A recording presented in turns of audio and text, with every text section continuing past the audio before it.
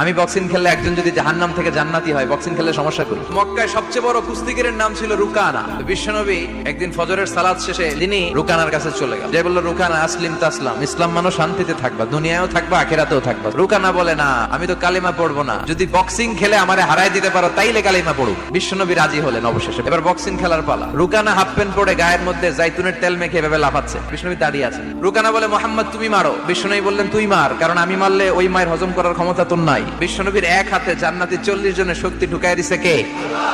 এখন রুকানা বলে, মোহাম্মদ তুমি মারো। বিশ্বনবী মারে নাই, কিন্তু এই হাতটা দিয়ে বিশ্বনবী রুকানার ডান কাঁধে এভাবে টাচ করলেন। টাচ করার সাথে সাথে রুকানা বেহুশ হয়ে জমিনে পড়ে যায়। সবাই তো অবাক, ঘটনা কি? পানি ঢেলে রুকানারে হুঁশ ফিরানো হয়েছে। সবাই বলে, রুকানা তুই তো অনেক বড় পালোয়ান, আব্দুল্লাহর বেটা মোহাম্মদ ঘুষিও দিল না, লাথিও মারলো না, বেহুশ হইলি কেন? রুকানা বলে, আরে তোরা তো দেখোস নাই, তোরা দেখেছিস মোহাম্মদ হাত দিয়ে ধরেছে, আমার মনে হয়েছে বিশাল পাহাড় এসে কাঁধে চেপেছে।